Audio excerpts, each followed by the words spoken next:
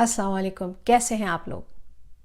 जनाब, पिछले दिनों जब मैंने घरेलू ख़वातीन के मौजू पर बात की तो आप में से कई ने उस औरत के भी दिल में झांकने का सोचा जो दो कश्तियों की मल्लाह है, जो हर उस रास्ते से गुज़रती है जिससे गुज़रना घरेलू औरत के लिए मस्ट है, मगर उसके साथ साथ वो कई ऐसे रास्तों से भी गुज़रती है जिससे एक घरेलू औरत का गुज़र कभी नहीं होता, और वो है एक वर्किंग वुमन। वो औरत जो कुनबे के सरबराह के साथ अपने घर से कदम बाहर निकालती है और उसकी ज़िम्मेदारियों की अदायगी में उसकी शाना बशाना होती है।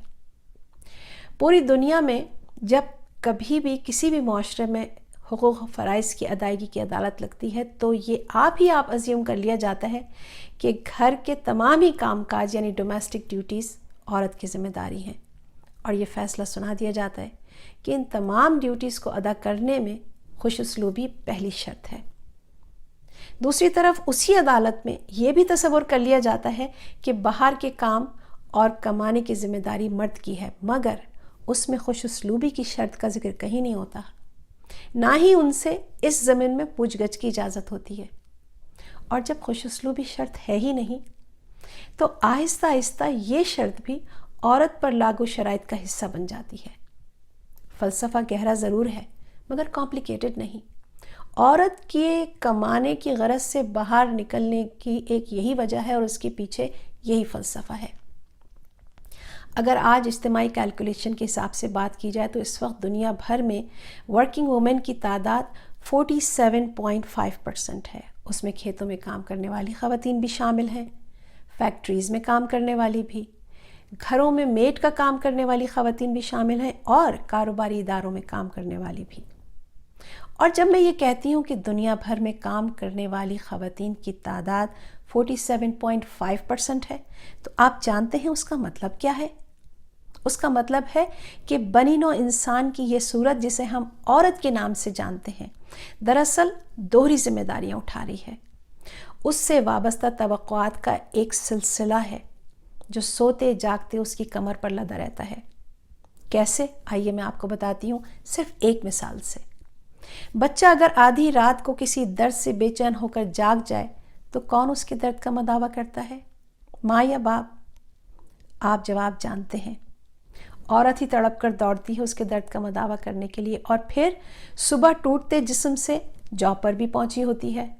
वहाँ बॉस की तवक्कुआत उसका इंतज़ार कर रही होती हैं। खुश उसलूबी यहाँ भी पहली शर्त है। दिन ख़त्म हुआ, उस औरत ने वापस घर की राह ली।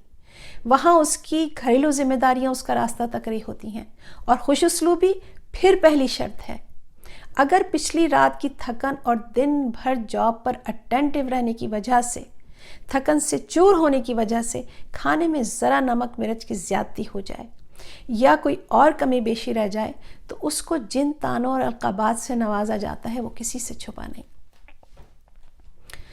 जाएं तो जाएं कहाँ? यहाँ परदेस की कहानी भी इस कहानी से ज़रा मुख्तलिफ नहीं। वही अलक़ाबात, वही ताने, वही बातें यहाँ की औरत की किस्मत का भी हिस्सा हैं। मशरिक़ और मग़रिब में यूँ तो ज़मीन आसमान का फ़र्क है, लेकिन अगर औरत की ज़िम्मेदारियों की बात की जाए तो यकीन मानिए ज़रा फ़र्क नहीं। तनदही और खुश उसलूबी की कड़ी शर्त यहाँ भी उसका पीछा करती है। मैं ख़ुद भी उसी काफ़िले का हिस्सा हूँ। एक बीवी भी हूँ, एक बेटी भी, एक माँ भी हूँ, एक बहन भी, और एक वर्किंग वुमेन भी। मुझसे इस वर्किंग वुमेन की ज़िंदगी का कोई गोशा छुपा नहीं, ख्वाह वो घर की ज़िंदगी हो या बाहर की।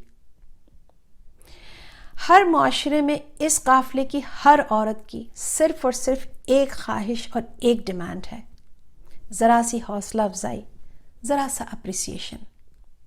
आज ये हकीकत किसी से छुपी नहीं कि सारी दुनिया में किसी भी जॉब पर सेम पोजीशन पर काम करने वाली औरत की तनख्वाह उसी पोस्ट पर काम करने वाले मर्द से कम होती है, और ये एक यूनिवर्सल फैक्ट है और बहुत ही अफसोसनाक हकीकत है। आज के मर्दों का एक बहुत कॉमन शिकवा है कि जनाब औरत को तो जॉब बड़ी जल्दी मिल जाती है। तो भाई हकीकत तो यह है कि आपने अपने पैर पर कुल्हाड़ी खुद ही मारी है। तनख्वाह निस्बतन कम होने के बावजूद भी औरत जिस तनदही से अपनी जान पर खेल कर अपने फ़राइज़ अंजाम देती है उससे यह हकीकत दिन ब दिन और पुख्ता हो रही है। یوں تو عورت کی ذات سے یہ لمحہ وابستہ ہے کہ تمام تر خدمت گزاریوں کے اور ہر ایک کی توقعات پوری کرنے کے باوجود اس عورت کے لیے تعریف کے چند کلمات کی ادائیگی ہمارے لیے مشکل ہی نہیں، آلموسٹ ناممکن ہے۔ ایسا کیوں ہے؟ ہمارا تمام غرور و تکبر اسی عمل کی ادائیگی میں ہمارے آڑے کیوں آتا ہے؟ ہماری زبان شل کیوں ہو جاتی ہے؟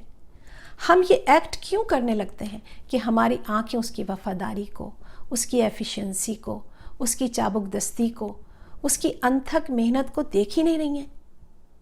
ہماری ریاکاری ہمیں اس عمل سے نہ جانے کیوں روکتی ہے کہ ہم صرف اتنا کہہ دیں کہ تم کھانا اچھا بناتی ہو، یا یہ کہ تمہیں ذمہ داریاں نبھانے کا فن آتا ہے، یا صرف اتنا کہہ دیں کہ تم اتنا کرتی ہو سب کے لیے، اس کا شکریہ۔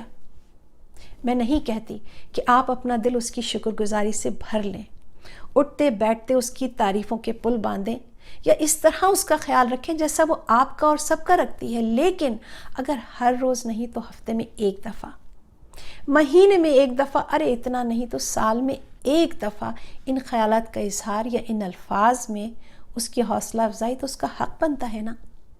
یقین مانیے اس کی زندگی کا ایک یہی گول ہے جسے یہ ورکنگ وومن اچیو کرنا چاہتی ہے۔ وہ کنبے کے ہر فرد اور اپنے سے وابستہ ہر رشتے کے ہر گول کے حصول میں اس کی ساری عمر مدد کرتی ہے۔ کیا آپ اس کا گول اچیو کرنے میں اس کی مدد کریں گے؟ میں آپ کے جواب کی منتظر رہوں گی۔ اجازت دیجیے، اللہ حافظ۔